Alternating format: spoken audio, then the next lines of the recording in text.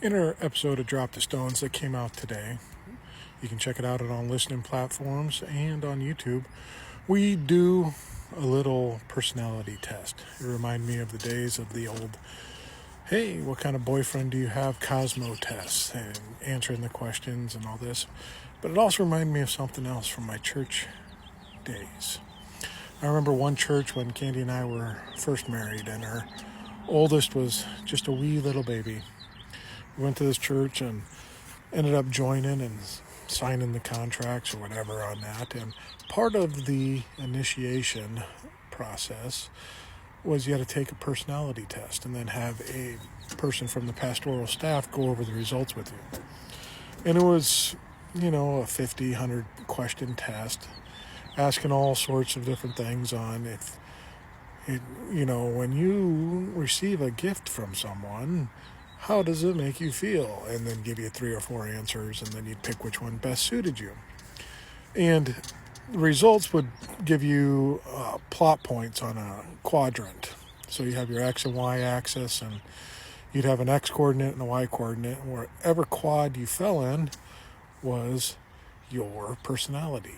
And I remember we were going over this with the pastor, and we saw the results of the test and plotted it out. And mine was in executive administration, high executive administration.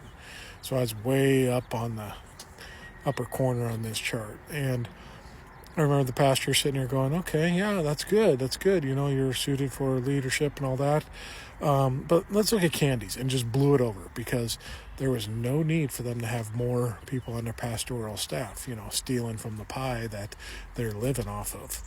So I was kind of blown over and not even looked at for anything, and my personality wasn't going to fit in with their what they needed at this church. But Candy's, he pulls hers up, and it was in acts of giving, charitable giving.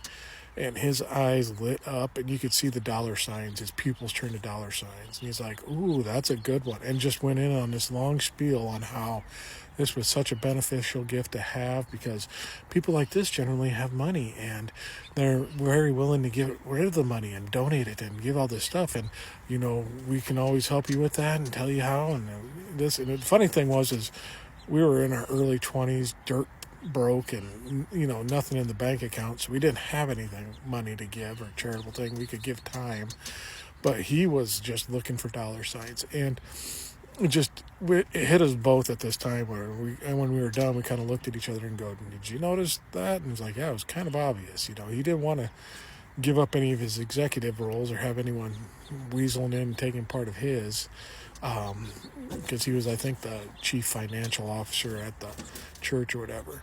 And we did it at a couple other churches too, where it was the same thing, but it changed, personality changed, which is something I found interesting, because these tests aren't geared to put you in things, and your personality changes over time and you become different people.